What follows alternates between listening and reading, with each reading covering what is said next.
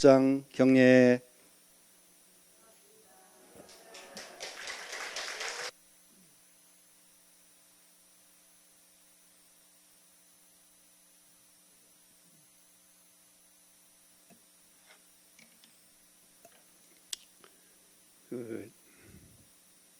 교구장을 할 때에 이 구의교당을 봉산 이경봉 교무님 계실 때에 여기를 몇 번 다녀갔는데 이제 오늘 와서 보니까 이렇게 새로 법당을 아주 깨끗하게 신축을 하고 또 우리 구의교당 교도님들 또 면목, 성동 이렇게 이제 세 교당이 합쳐가지고 오늘 이렇게 법회를 보게 돼서 제가 생각하기는 제가 아주 지금 오늘 영광스러운 자리에 선 것 같습니다.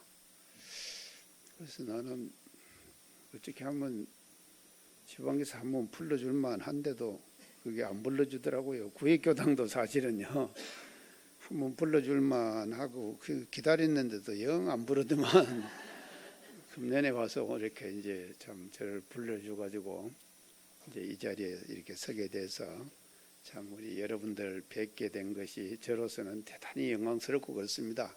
그러니까 저 뭐가 이렇게 와가지고 한다는 것에 대해서 부담 일체 가지지 마시고 편안한 마음으로 오늘 하루를 아주 즐겁게 이렇게 보내도록 그렇게 이제 당부 말씀 드리고요. 이제 금년이 지금 이제 본기 104년이고 4월 달입니다. 그래서 모두 각 교당에서 대각 개교의 의미를 우리가 다시 새기고 소태산 대종사님께서 대각을 이루신 그 뜻과 의미들을 다시 한번 되새기는 이와 같은 계기들을 지금 마련하고 있는 것 같습니다. 그래서 오늘 제가 드리고 싶은 말씀은 대종경 서품 1장에 보면은 대종사님께서 대각을 이루시고 최초로 하신 그 말씀이 있으십니다. 다 아시다시피 만유가 한체성이요 만법이 한건이로다. 이 가운데 생멸 없는 도와 인가보응되는 이치가 서로 바탕하여 뚜렷한 한 기틀을 지었도다. 이런 대각을 이루신 당신의 대각의 심경을 말이죠. 그 내용을 이렇게 밝혀주셨습니다. 그래서 우리는 금년도 대각 개교절을 당해가지고 대종사님께서 우리가 이 지금 밝혀주신 이 대각의 일성 첫 법문이시죠. 이 의미를 말이죠. 우리가 일상생활 속에서 또 어떻게 좀 지금의 현대 시대의 코드에 맞게 이것을 해석하고 우리가 이해할 것인가 하는 것이 아마 과제라고 생각을 해서 이 내용에 대한 말씀을 드리고자 합니다. 교도님들 지금 요새 우리나라에 지금 미세먼지 때문에 애쓰시죠? 별로 애 안 쓰신 것 같네 보니까. 미세먼지가 지금 이제 우리들의 일상생활이 되어버렸습니다. 그래서 이 미세먼지를 우리가 대하면서 그냥 한국 사회 또는 중국이 미세먼지가 많이 넘어가지고 이런다. 그리고 사실은 제가 사는 지금 총부도 말이죠. 중국 때문에 이게 지금 서쪽 아닙니까? 우리 총부 있는 곳이 전라북도요. 그래서 중국 때문에 손해를 참 많이 봐요. 맨날 서해 바다 넘어가고 그래서 다른 데는 동해 쪽은 좀 괜찮더라고요. 근데 우리가 이제 지금 계속 서쪽에서 그런 피해를 지금 가지고 있는데, 그러면 이런 사회적인 현상이죠. 이 사회적인 현상이지만도 이 사회적 현상을 말이죠. 우리 원불교의 교도들은 어떻게 생각해야 되는가? 이런 현상을 우리의 교리로 해석해내야 됩니다. 맞죠? 우리의 교리로 말이죠. 미세먼지를 해석하자. 오늘 제가 뭐든지 성립법문 한다고 하면서 미세먼지 얘기부터 제가 먼저 하는데요. 그래서 미세먼지가 말인데 왜 미세먼지가 생겼느냐? 이 말씀은요, 결론적으로 얘기하면 저는 그렇습니다. 대종사님께서 대각 일생에서 만유가 한체성 그랬죠. 그리고 만법이 한거는 그랬죠. 한체성, 한 거는 이거를 말이죠. 교도님들이 비상적으로 생각을 해요. 그래서 이 우주에 벌려있는 모든 존재들은 말이죠. 하나의 체성이다. 이 말이거든요. 며칠 전에 세계적으로 지금 블랙홀에 대한 뉴스 모두 보셨죠? 지구로부터 말이죠. 5만 5천 광년이 떨어졌대요. 있는 곳에 블랙홀이 있다는 존재를 실책했잖아요. 그걸 보면서도 말이죠. 여러분들은요. 이 지금 대종사님께서 만유가 한 체성이다. 이 세상에 벌려져 있는 모든 존재들은 한 체성이에요. 하나의 체성이다. 이 말은 뭔 말인가 하면요. 나와 우주 만물과 별개가 아니다 이 말이죠. 맞죠? 하나다 이 말이에요. 근데 우리는 말이죠. 인류는 말이죠. 인간의 탐욕, 인간들이 욕심이 많다 이 말이죠. 인간의 삶을 풍요롭게 해나가기 위해서 자연을 훼손한다 이 말이죠. 맞죠? 자연을 훼손했어요. 훼손한 자연을 훼손한 그 자연 훼손의 결과가 뭐로 나타나느냐? 미세먼지로 우리들에게 다가와요. 이건 뭔가 하면요. 천지배언이다. 한마디로 말하면 아시겠습니까? 우리가 말이죠. 천지에 배언했기 때문에 그 천지의 배언의 결과를 말이죠. 미세먼지로 우리는 지금 받고 있는 것이다. 그래서 우리 소태산 대종사님께서는 이 우주에 존재하고 있는 일체의 모든 존재들은 어떤 존재냐? 한 체성이다. 하나의 체성이다 이 말이죠. 저건 저것이고 나는 나다.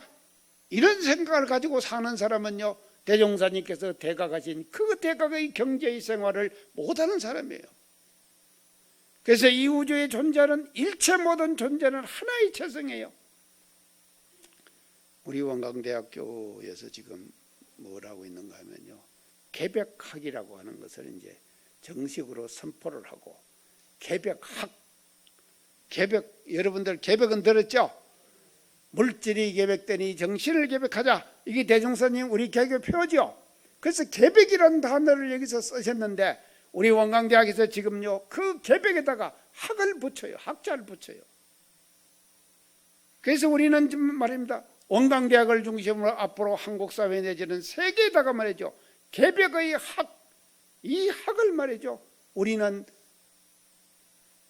선포해 나가야 된다 이 말이죠. 그래서 이 개백의 입장에서 볼 때는요. 이 우주에 존재하고 있는 모든 존재들은 하나의 체성이다. 과거는요. 그래서 지금 금년이 원기 104년이죠.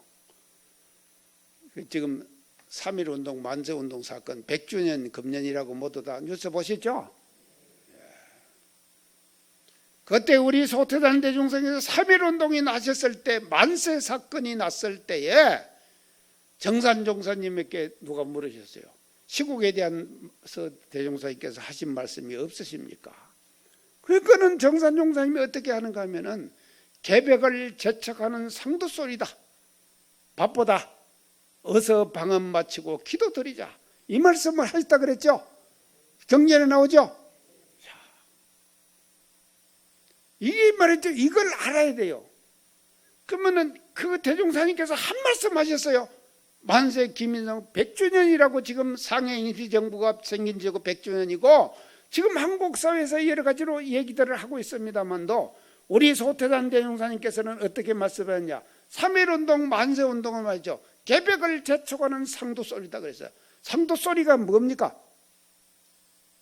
사람 죽고 나면은 꽃가마 타고 가요. 맞죠?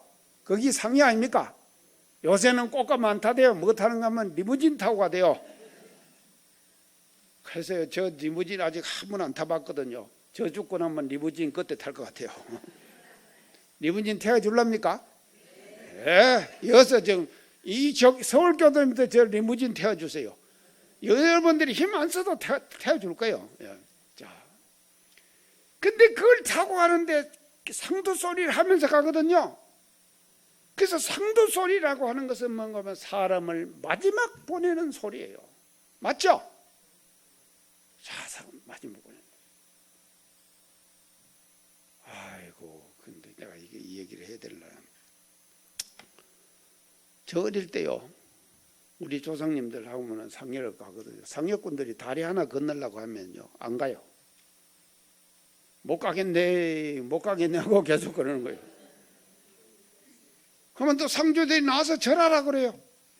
절하면 그냥 하는 것이 아니라 돈을 찔러 넣고 절을 해야 돼요. 그거다 이렇게 넣어가지고. 그래서 제가 그 돌 하기 싫어서 맞상주고 하고 나면 둘째 상주 보고 싶다 그러고 또 뭐 마지막에 나까지도 절을 해야 돼요. 가서. 그래서 야, 저거 노자해갖고 우리 조상님이 가시는 것 같구나 했더니 또 끝나고 나니까 자기들이 다 놀아가지더라고. 아이고 헛짓 됐네. 내가 그때 그랬어요.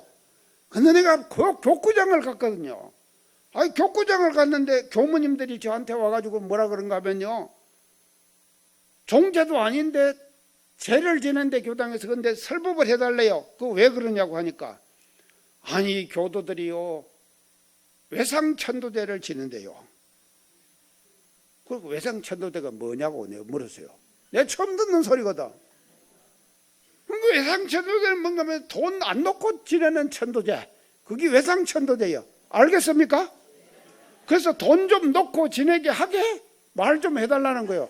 그러면 교무님도 당신이 하지 왜 나보고 합니까? 교구장님이 하면 더 걸발이 셀 거 아닙니까? 근데 내가 외상천도대 못 지내고 있다니까 그때 내가 깨쳤어요. 아, 우리 조상이 내가 그때 말이죠 상에다가 꽂아준 그 돈이 그게 뭔가 하면 그거를 노자에 갖고 가시는구나. 원리는 똑같아요. 맞죠? 교당에다가 전 불단에다가 우리 헌공하지 않습니까? 제 지낼 때. 자, 여기 모신 분들 외상천도대 지내랍니까?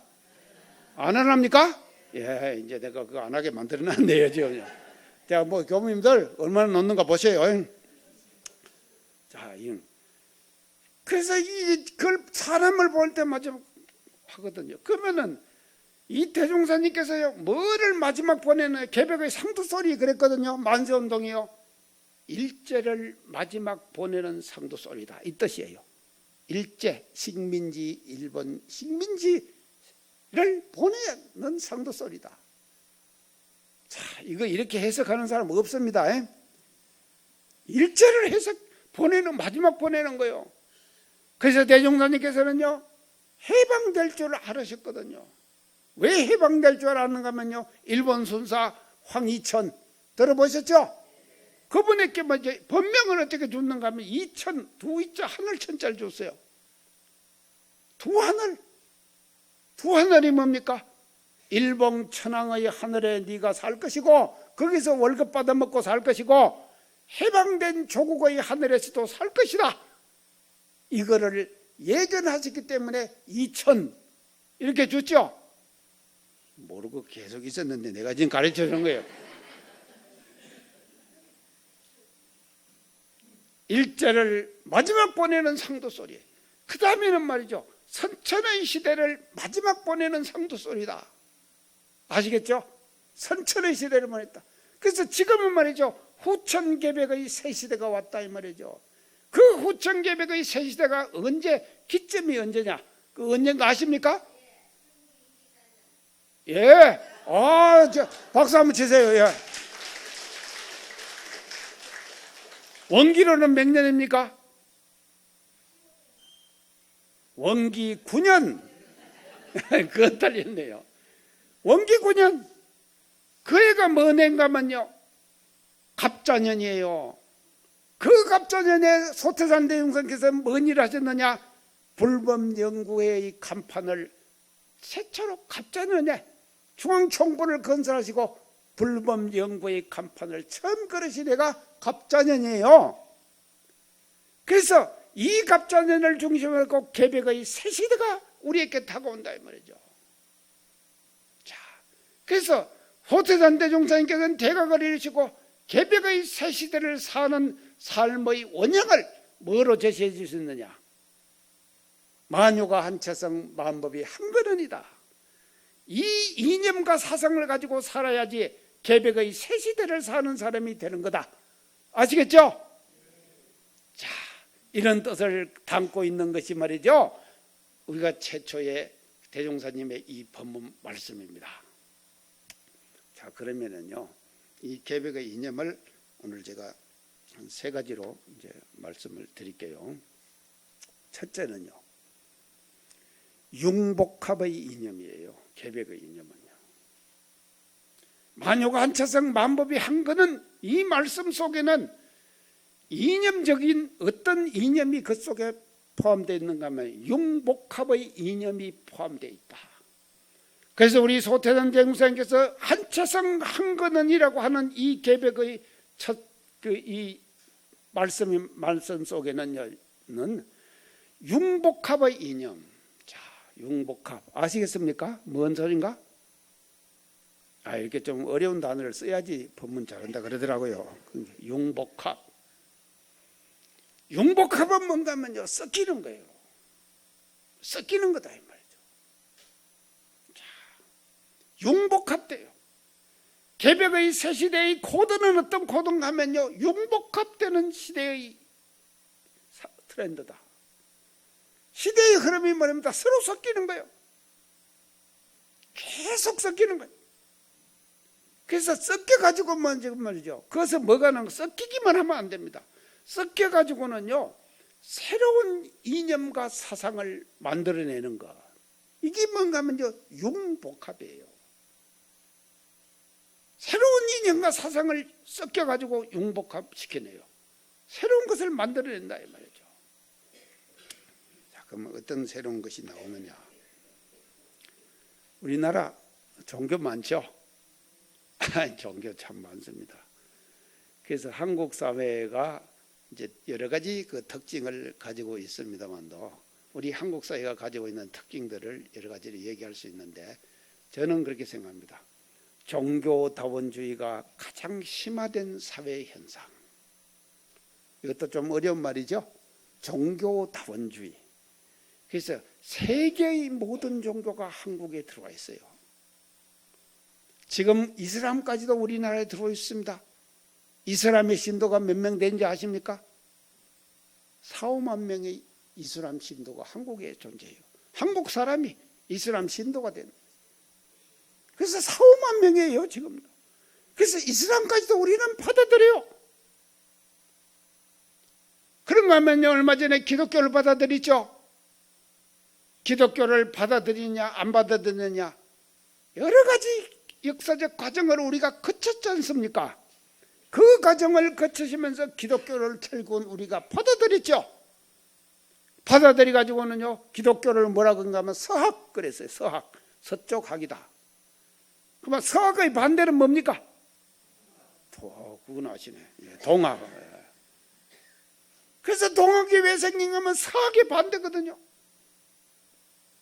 자, 우리가 기독교를 받아들였습니다. 받아들일 때 얼마나 고통이 많았습니까? 자, 이런 고통을 우리는 역사적 과정을 겪으면서 기독교를 받아들였다 이 말이죠. 그러면은 지금 말이죠, 자, 기독교에 대한 고마움을 저같이 이렇게 해석하는 사람이 없습니다. 기독교에 대해서 우리는 고마워해야 된다. 자, 오늘 여기 모이신 교도님들 기독교에 고마워합시다. 이게 대답이 괜찮아요. 안 고마워하는 것 같아. 자, 왜 고마워해야 되는가 하면요, 제가 이제 말씀드리면 고마워하는 걸 알아요. 왜 고마워해야 되냐? 그리고 기독교를 받아들였다 말이죠. 그래서 종교라고 하는 것은 뭔가 하면요, 문화의 엑기스예요. 그 종교를 받아들였다 이 말은요, 그 문화권의 엑기스를 종교를 통해서 받아들이는 거예요. 자, 우리나라 봅시다요. 과거에는 말입니다, 불교를 받아들였죠. 1500년의 불교의 역사를 가지고 불교의 문화를 한국의 토양에 깔았습니다. 그 다음에 조선조에서 유교를 받아들였죠. 500년간 말입니다, 유학을 했어요.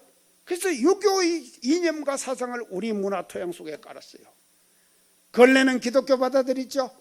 그래가지고 그 어렵게 기독교를 받아들였는데, 이 받아들인 기독교가 말입니다, 우리나라에 들어와가지고요, 한국 사회가 지금 뭔가 하면 하나님의 축복받는 나라가 됐죠.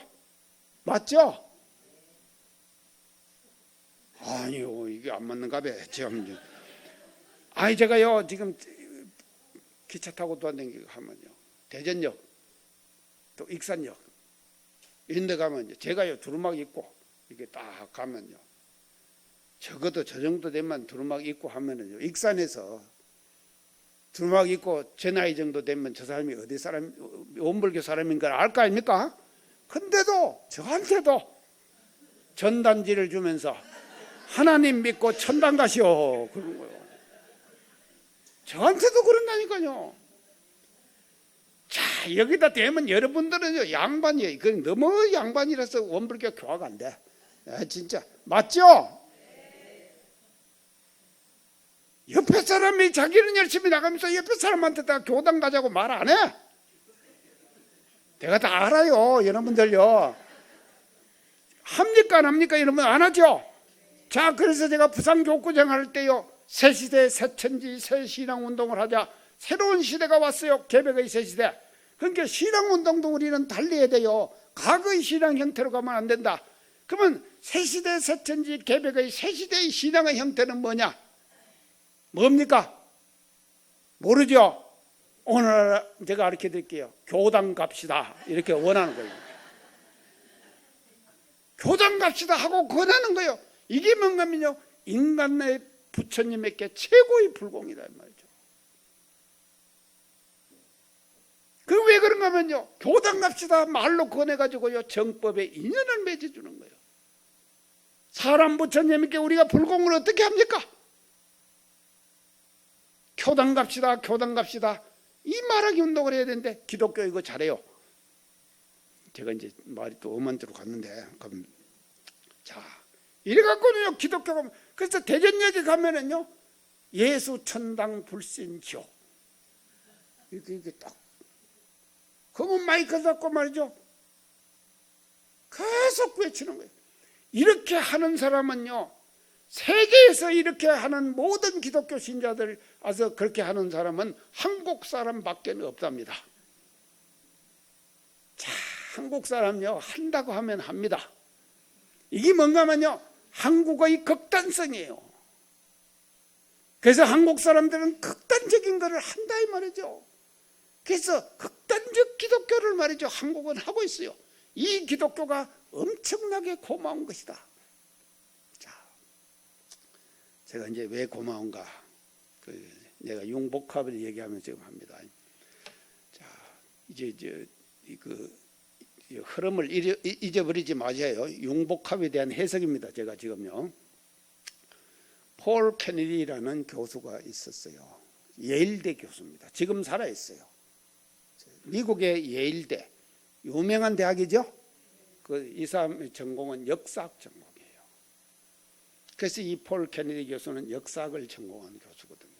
그래서 그분이요, 이제 역사학을 전공하고 세계 역사의 흐름을 하나로 깨버렸어요. 이분은요, 다 깼는데 이제 이분의 역사학적 관점은 뭔가면요, 과거는 지정의 중심 문화였다, 역사였다, 맞죠?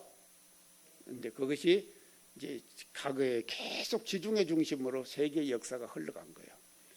그것이 전 세계 20세기는 그것이 지중해에서 어디로 건너갔는가 하면은 신대륙으로 건너갔어요. 미국 아닙니까? 그래서 한 세기 동안 미국이 세계 역사를 주도했어요. 맞죠? 자, 지금 그러면 21세기 아닙니까? 그러면 계속 미국이 세계 역사를 주도하느냐? 아니다 이 말이죠. 폴 케네디 교수의 역사적 관점이에요. 그러면 이 역사의 흐름의 중심이 어디로 가느냐? 동북아로 간다.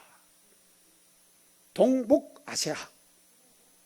그래서 이런 식으로 말이죠. 동경대학에서 강의를 했다 이 말이죠. 자, 강의를 딱 하고요.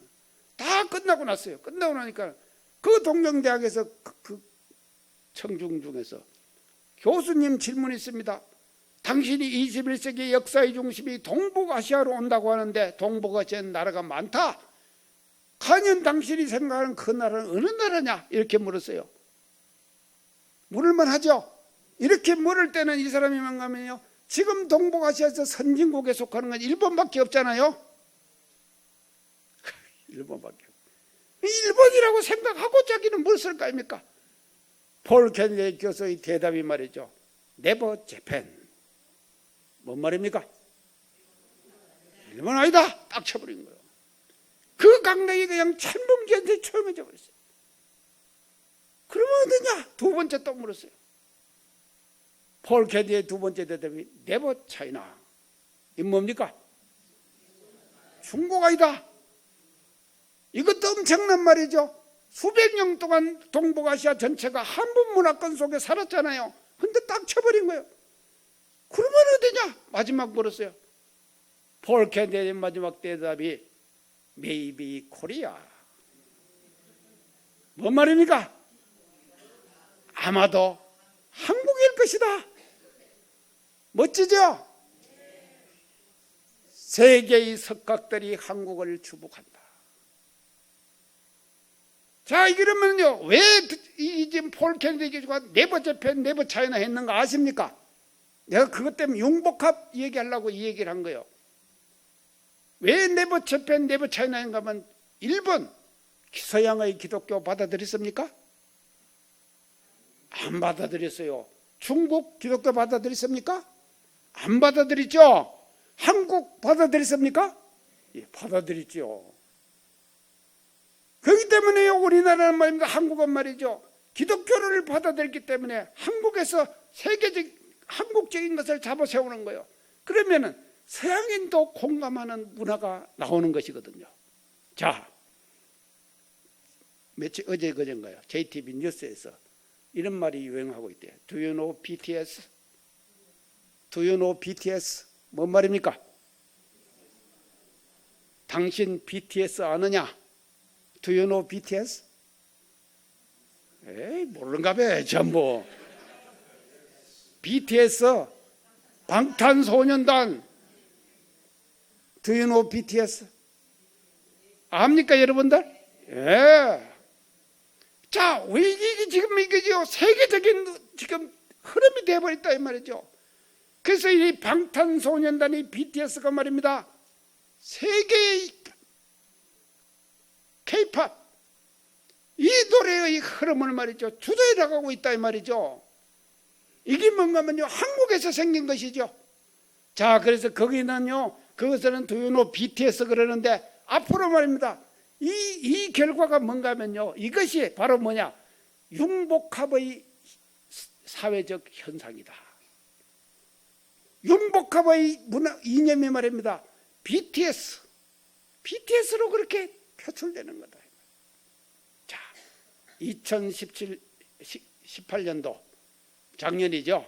한 해 동안 말이죠. K-팝, K-드라마가 수출해가고 벌은 돈이 얼마냐 아십니까? 23억 불이래요. 우리는 말입니다. 문화를 수출해갖고 돈을 버는 시대가 됐다 이 말이죠.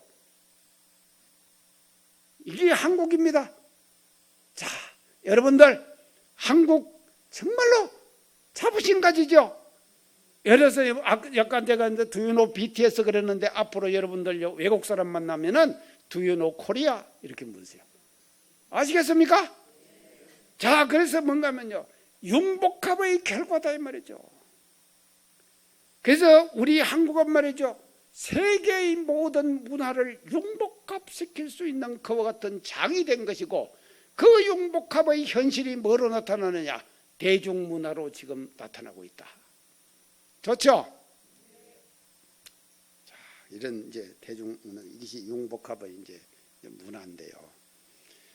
그러면은 우리가 그 융복합을 우리 소태산 대종사님께서는 어떻게 표현해 주신가 하면요, 우리의 신앙, 이제 아까 만유가 한채성 만법이 한거는 그랬죠.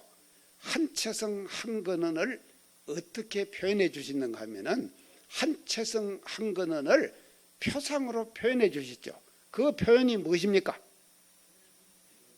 이론상이죠. 자, 그래서요, 이 대종사님께서 제시해주신 이론상의 진리는 말입니다. 개벽의 새 시대를 열어가는 융복합 이념의 원형이다. 멋지죠? 이런 원형을 대종사님께서는 이론상의 진리로 우리들에게 제시해 주셨다 이 말이죠. 그래서 이 이론상의 진리는요, 한채성 한근원이에요. 이 속에 말이죠, 포함되지 않는 것이 없어요. 모든 종교의 이념, 사상. 그래서 우리 교법의 총설에 보면요, 제가 지금 책 10권 갖다 놨습니다. 끝나고 나면요, 필요하신 사람만 갖고 가세요. 읽을 사람만 갖고 가세요. 이게 10권이니까요 안 읽을 사람은 갖고 가지 마세요.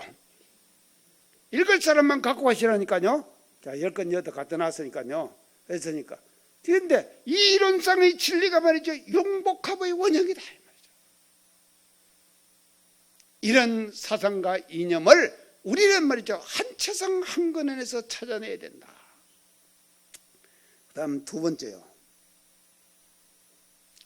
지금 개벽의 새 시대는 어떤 시대인가 하면요, 이제 첫째는 제가 융복합의 이념의 시대다 그랬습니다. 두 번째는요, 상생의 이념의 시대예요. 상생 이념. 그러면은요, 선천은 어떤 시대였습니까? 상생의 반대는 뭐죠? 상극이죠. 그래서 상극의 시대는 같다 이 말이죠.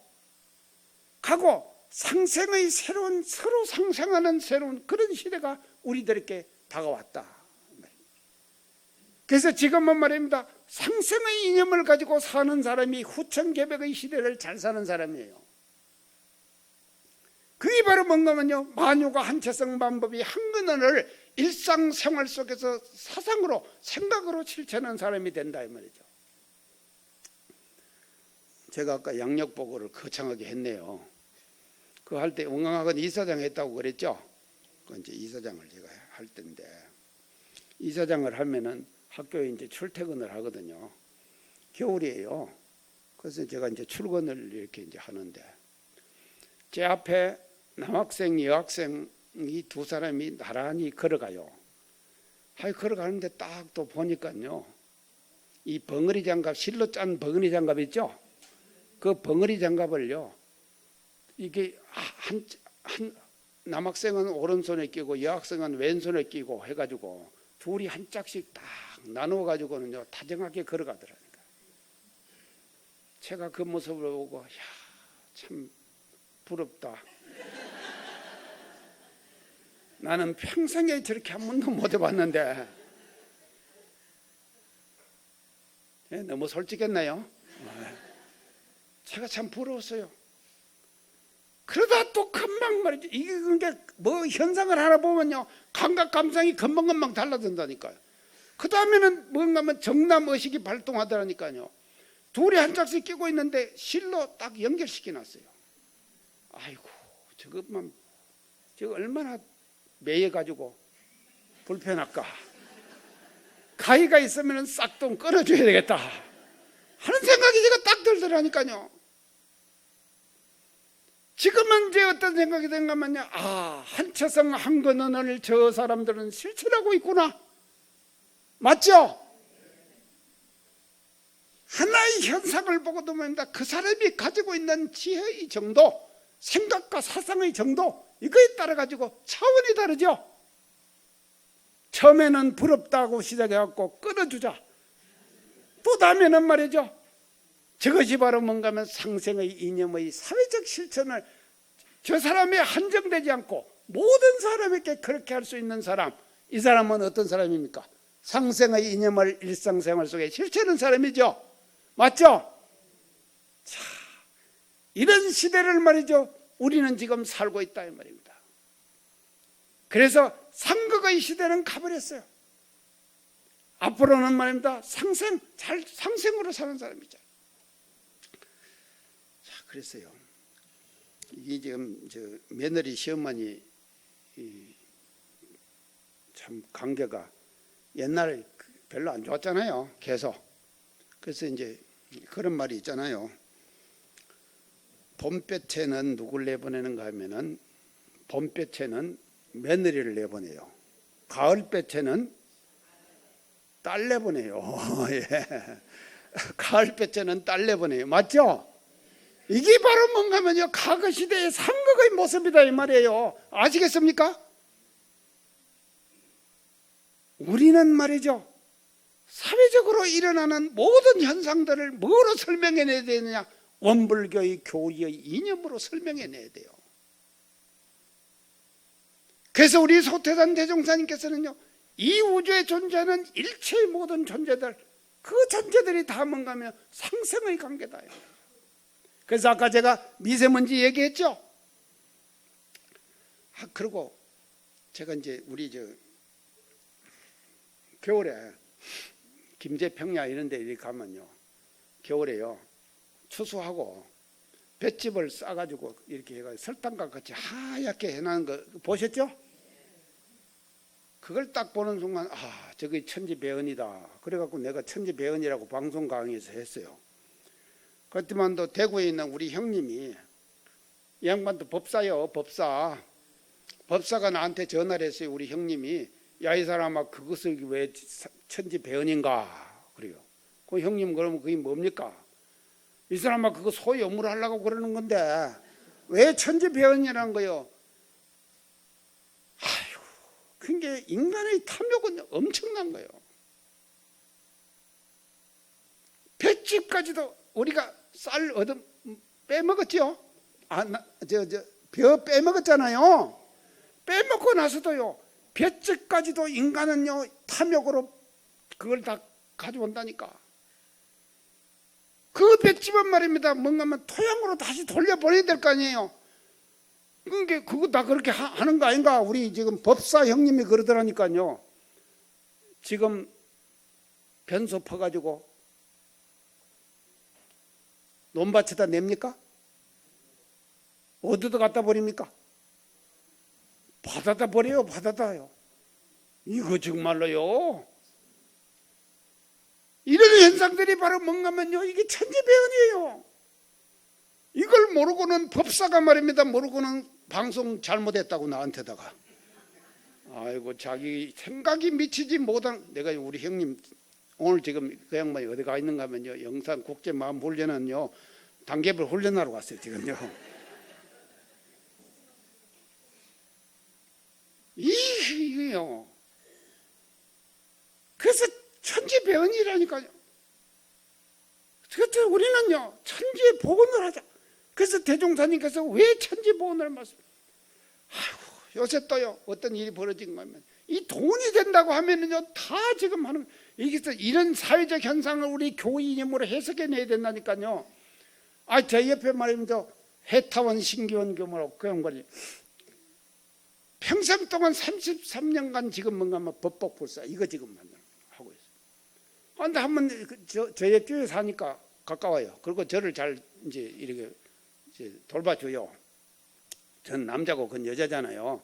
그 둘이 연애하는 건 압니다. 그런 게 이제 잘 이제 하는데, 한 번은 가니까요, 교무가 하나 와가지고요, 고양이 있잖아요, 그놈을 잡아가지고 가축병원에다 가져갔다가 준다네. 그러면요, 쏨놈은 고양이를 잡아가지고 거세 수술을 하는 거예요. 성 수술을 해버리는 거예요.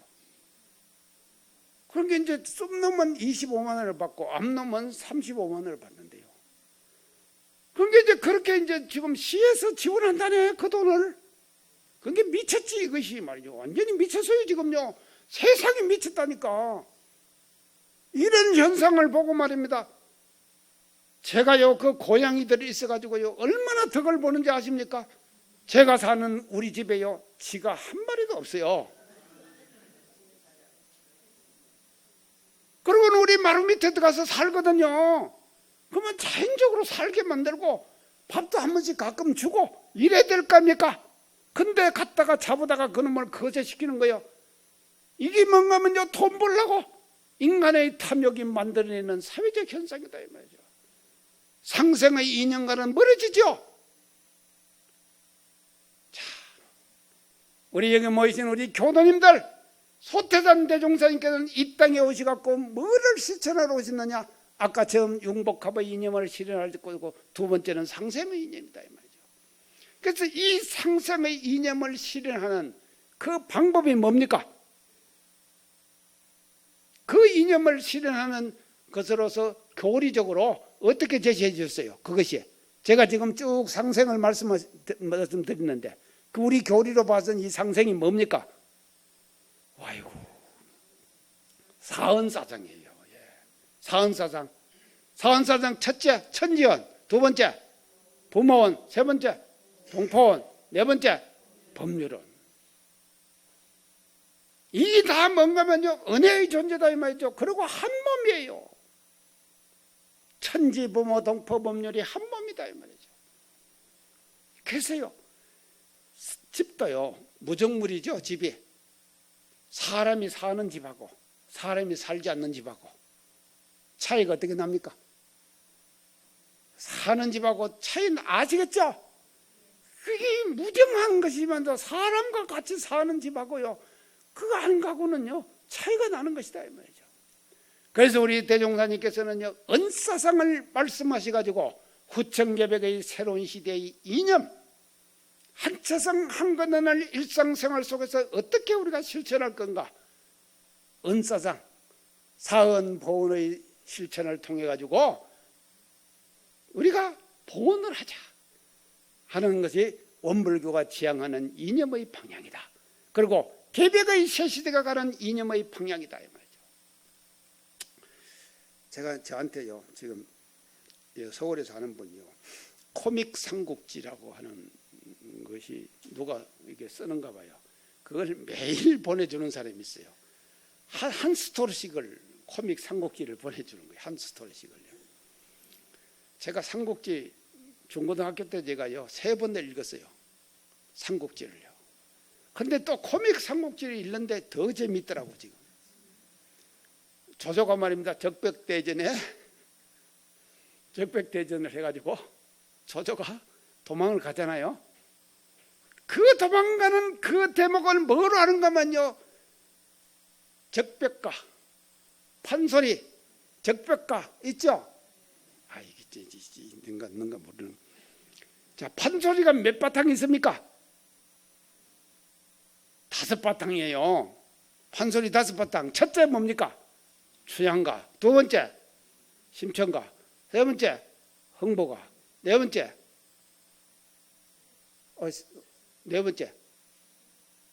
수군가. 다 참말로 깝깝하네.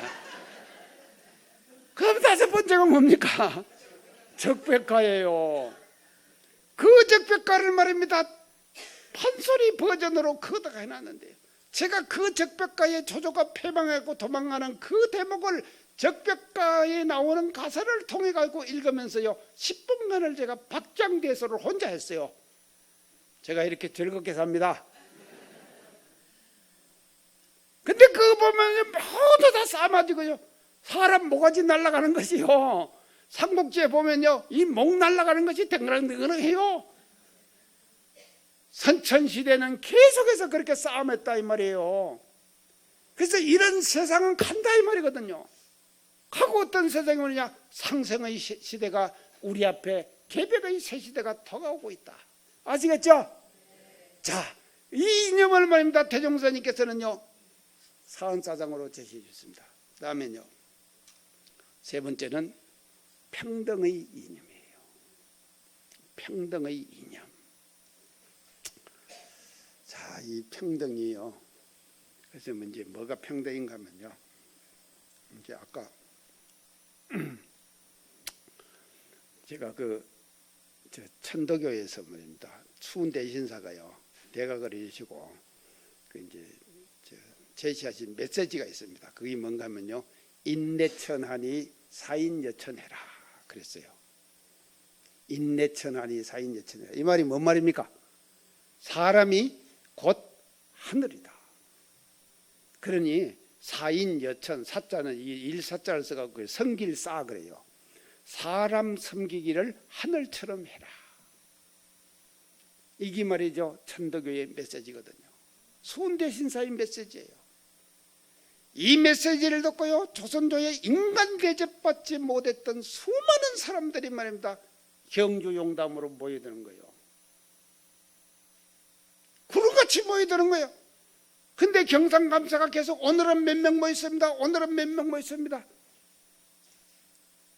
이게 왜 이렇게 모여드는가 하면요, 조선조 그 인간 대접받지 못해. 자, 임진왜란, 이게 자꾸 이제 길어지는데, 임진왜란 때 말입니다, 왜군들이 와가지고, 임진왜란이 뭔 전쟁이냐면 도자기 전쟁입니다.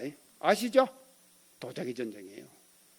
갖고는요 우리나라 도공들을 다 잡아갔죠. 여러분들은 잡아갔다 생각하지? 잡아간 것이 아니에요. 임진왜란 때 일본 군인들이요 잡아간 것이 아니라 어디 간가 모셔갔어요. 모셔갔는 거예요. 그래서 왜 어디 모셔갔어요? 그래서 심수관이를 모시고 가거든요. 그러면 심수관이가요 여기서는 도공을 할 때 놔두세요. 괜찮아요. 여기 물 있어요. 심수관이가 갈 때요 뭐 갔다냐요. 가니까 한국 사회에서는 천민 대접을 받은 거예요. 도자기 이건 도공들은 천민이었다 이 말이죠. 그래서 양반하고는 겸상도 못하고 자리도 같이 못하는 거예요. 근데 일본을 가니까는요 지방 관리들이 말이죠 하늘같이 받들거든 자기를. 그러니까는요 우리 누구도 데려오느라 임진왜란 7년간 수많은 도공들을 말이죠 다 모셔갔어요. 근데 우리나라는 말입니다 완전히 천민대접 받았다네요. 그런 사람들이 내가 하늘이다 그러네. 이게 엄청난 거 아닙니까?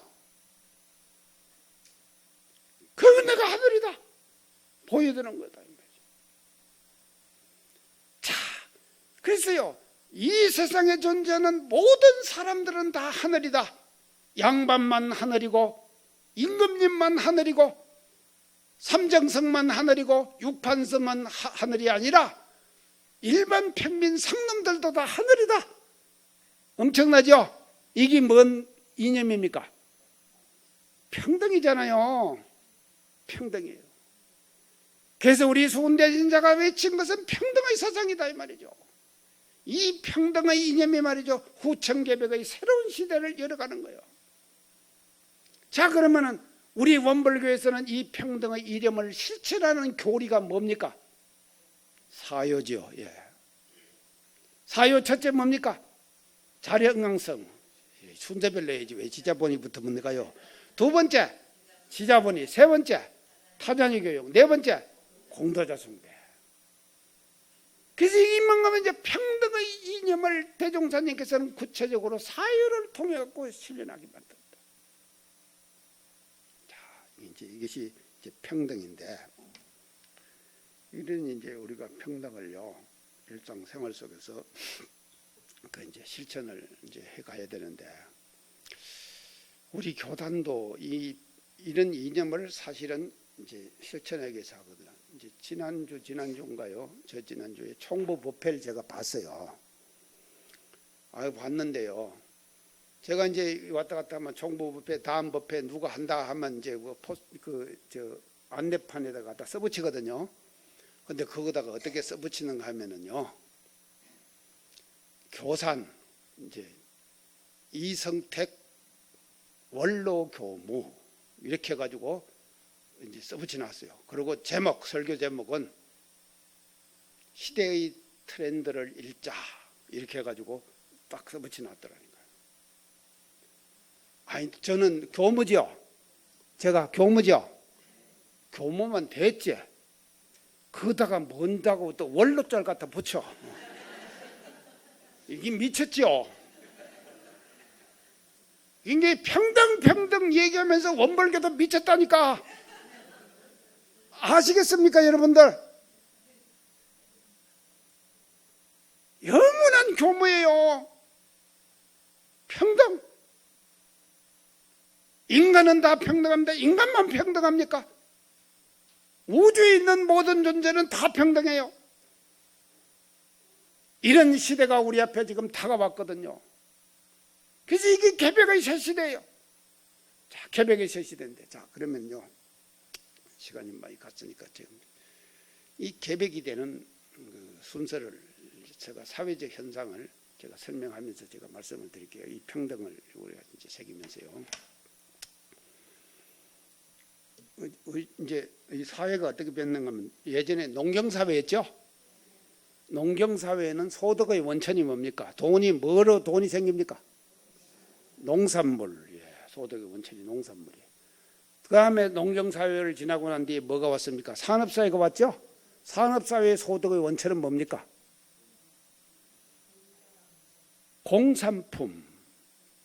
공산품이 소득의 원천이 되죠.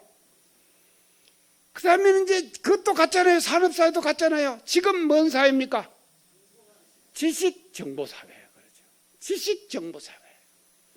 그러면 지식정보사회의 소득의 원천은 뭡니까? IT? 자, 지식정보사회의 소득의 원천 제가 가르쳐 드릴게요. 신지식이에요. 이거 박수 쳐야 돼요. 여러분들요. 신지식이에요.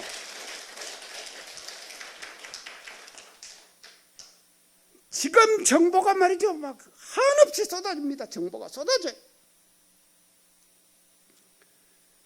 제가 이 방송 강의를 계속 합니다. 매주 90분씩 제가 녹화 강의를 해요. 그러면 그거 제가 다 연마해야 될 거 아닙니까? 다 연마를 뭐로 하는가 하면요. 누가 나한테 5만 원 휴대폰에 이게 너무 작잖아요. 검색을 좀 하라고. 태블릿 PC. 최순실이 썼던 거. 그걸 하나 사다 주더라니까. 그래서 제가 태블릿 PC를 가지고 있어요. 그게 화면이 좀 크잖아요. 거꾸로요. 거다가요. 단어만 딱 치면은요. 착착착착착 다 나와요. 백과사전, 불교 대사전, 뭔 사전, 세계 모든 사상과 모든 것들이 말이죠. 그 속에 다 나오는 거예요. 근데 이게 뭔가 하면요. 정보거든요. 정보 아닙니까? 근데 그 정보를요. 정보는요. 그래서 지금은 어떤 시대인가 하면 지식정보사면 정보의 홍수 시대예요. 맞죠? 정보가 막 쏟아지는 거예요. 그러면은 이 정보 시대에 우리가 말이죠. 정보는 정보로만 갖고 있으면 그거는 아무 소용이 없는 거예요. 오히려 정보의 홍수에 떠밀려 간다 이 말이죠. 그러면 우리는 어떻게 되냐? 그 정보를 받아들여 가지고 그것을 자기의 아이덴티티, 자기의 이념과 사상으로 재해석해내야 돼요. 그 해석을 해내는 것이 뭔가 하면요. 신지식이에요. 저는요. 방송 강의에 왜 제 강의가 인기 있는지 아십니까? 모르시네. 신지식으로 제가 강의하기 때문에 여러분들이 모르는 거예요. 사람들이 와서 저한테 다 그럽니다. 아니요 교사님은 어떻게 그렇게 그 많은 자료들을 어떻게 하느냐고. 저는요 태블릿 PC 이거 하나만 있으면은요 모든 것이 그 속에 다 나오는 거예요. 자, 아시겠죠? 자, 이런 사회인데 그러면 이제 지금은 지식정보 사회에서 이제 어떤 사회로 지금 가고 있는가 하면요. 자, 이게 시대의 트렌드입니다. 어떤 사회로 가고 있는가 하면 4차 산업혁명 들어보셨죠? 우리는 4차 산업혁명 시대에 사는 거예요. 자, 그러면 4차 산업혁명이 뭐냐? 자, 오늘 제가 이제 간단하게 4차 산업혁명에 대한 말씀을 이제 조금만 드릴게요. 첫째 4차 산업혁명은요. 자, 그 그래 중인데 1차 산업혁명은 뭔가 하면요. 뭡니까 1차 산업혁명이? 전기기관차. 칙칙폭폭하는 거 있죠? 저 고등학교 다닐 때요. 저 오늘 오니까요. 김천고등학교 우리 후배가 2사람이 저한테 절했습니다. 저도 절했어요. 김천고등학교 후배 2사람이요. 그 김천고등학교를 걸어서 다녔거든요. 다니면서요. 추풍령 미치거든요. 추풍령으로 올라가는 차는요. 저 그때 칙칙폭폭하고 하는데 시커먼 연기를 올라가니까요. 힘들잖아요. 칙칙폭폭하고 올라가요. 내려오는 것은 추풍령에서 하행 부산 가는 차는요. 흰 연기를 내면서 샤 하면서 가는 거예요. 그런 걸 보면서 제가 학교를 다녔습니다. 그게 뭔가 하면 1차 산업혁명이에요. 2차 산업혁명 전기를 발견했어요. 이 전기 이거 갖고 대량 생산의 길을 열었어요. 산업사회를 이끌어갔다. 이게 전기, 이게 1차 산업, 2차 산업이에요. 그 다음에 3차 산업 컴퓨터와 인터넷 이게 말이죠. 생겨가지고는요 3차 산업혁명을 이끌었다. 그러면 지금 이 시대도 가버리고 이제는 뭔가 하면 4차 산업혁명이에요. 4차 산업혁명. 그래서 개벽의 시대가 말이죠. 4차 산업혁명을 만들었다 이 말이죠. 개벽의 새 시대가 말이죠. 자, 그러면은 4차 산업혁명을 어떻게 우리가 규정할 수 있냐? A, B, C 세 가지로 내가 오늘 요약해서 말했어요. A는 뭡니까? 오늘 내가 여러분들 유식하게 만들어요. AI. 이건 뭔가 인공지능. 자, 지난번에 이세돌이하고 알파고하고 바둑 대결했죠? 그래갖고 이세돌이가 한판 이겼죠? 알파고를 바둑과 장기와 체스 모든 오락에서 알파고를 이긴 사람은 이세돌, 한판 이긴 이세돌이가 유일한 사람이 돼요. 자, 그래서 알파고는요 뭐로 지금 했는가 하면 알파 제로 발전했어요. 자, 얼마 전에 뉴스를 보니까요, 커피를 내는 사람이 바리스타 아닙니까? 그 자격증 따죠? 여정 바리스타 자격증 있는 사람이 있습니까? 앞으로 그거 소용없습니다. 바리스타 소용이 없어요. 왜 소용이 없느냐? 지금 말이죠, 로봇이 커피를 내는데 바리스타가 내는 것보다도 로봇이 내는 것이 맛이 더 좋대. 지금요 서울에 지금요 동장했다니까 로봇이요. 그래서 앞으로 말입니다, 4차 산업혁명이 본격화되면요 인간의 수많은 직종들이 사라져요. 자동차 운전수 다 없어집니다. 자동차 운전수 다 자율주행차로 가는 거예요. 싹 가는 거예요. 이게 뭔가 하면 AI. 이 4차 산업혁명이다. 그 다음에 B. 이제 설명 간단하게 드릴게요. B. 이게 B는 뭔가 빅데이터. 들어보셨습니까? 자, 빅데이터가 뭡니까?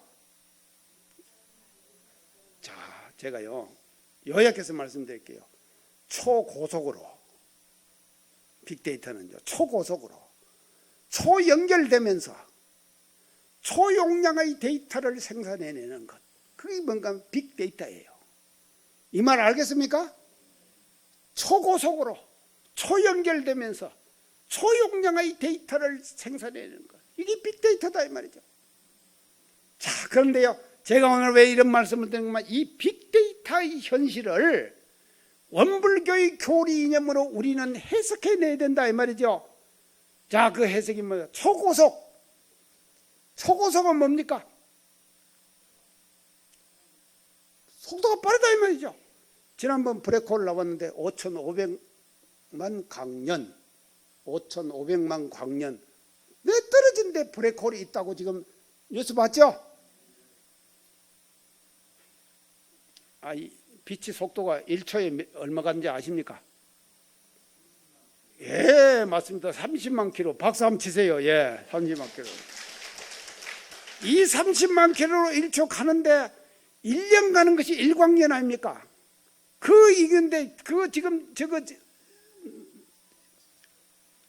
블랙홀이 있는 곳이 5,500만 광년 너희 떨어져 있는 거리에 그 블랙홀이 있대요.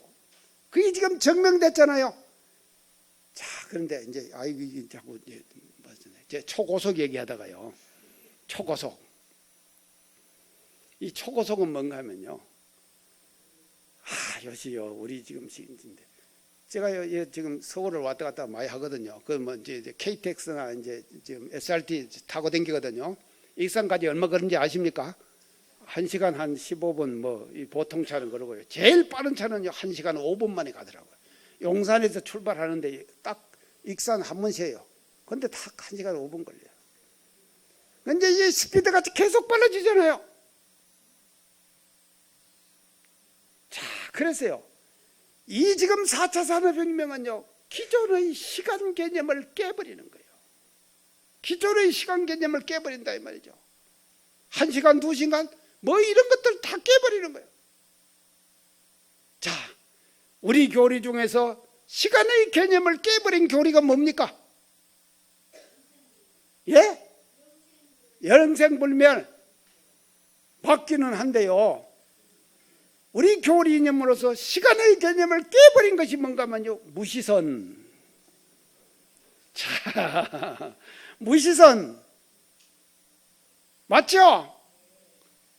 시간 개념을 깨버리세요. 무시선은요 자, 그리고 두 번째 빅데이터의 두 번째가 초연결 그랬죠. 초연결 그랬죠. 이건 뭔가 하면요, 공간 개념을 깨버리는 거예요. 우리 교리 중에서 공간 개념을 깨버린 교리가 뭡니까? 무처선. 예. 자, 오늘 내가요, 여러분들 유식하게만, 자, 4차 산업혁명은 말입니다. 원불교의 교리 이념으로 4차 산업혁명의 현상을 우리는 해석해야 된다 이 말이죠. 아시겠죠?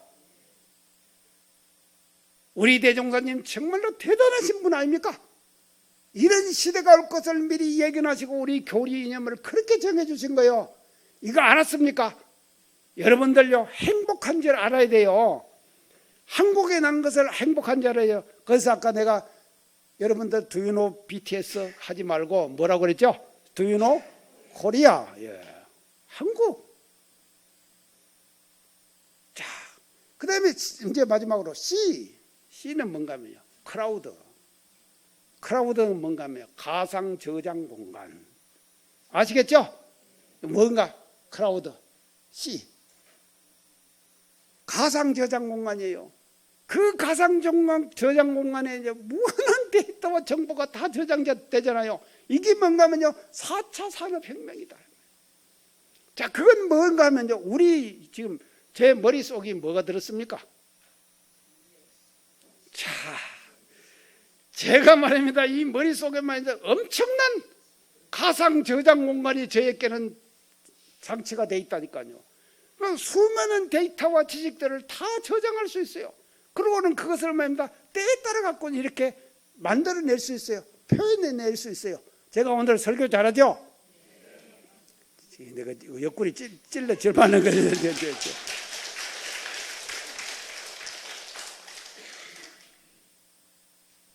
자, 4차 산업혁명. 근데요, 제가 오늘 이제 마지막 제가 말씀드릴게요. 오늘 제가 드리고 싶은 말씀입니다. 이 우주의 진리는요, 극하면은 변합니다. 믿습니까? 극하면은 변한다. 믿어요? 극하면은 변합니다. 자, 음이 극하면은 양이 오죠. 양이 극하면은 음이 오죠. 이게 말이죠, 우주의 원리예요. 극하면은 변해요. 자, 그런데 이걸 말이죠, 극하면은 변하는 이치를 말이죠, 여러분들은요, 그러면 그냥 그렇게 그 동양의 원리가 그런다, 음양상승이 극하면 변하는 이치다, 이렇게만 생각하지, 역사적 현실과 우리의 현실과 이걸 연결 못 시켜내고 신지식을 못 만들어낸 거예요. 그러니까 오늘 이제 만들어내 줄게요, 내가. 자, 극하면 변하는 실제의 역사적 현실이 있습니다. 그게 뭐냐? 모르시죠? 중세. 서양에 있었던 중세 있죠? 중세 1000년간 뭐가 극했습니까? 아이고, 종교가 극했잖아요. 중세 1000년간은 완전히 종교가 극했어요. 학문 중에서 가장 사변적이고 비판적인 학문이 철학 아닙니까? 철학까지도 말이죠, 신의 존재를 증명하는 철학으로 변질되는 거예요.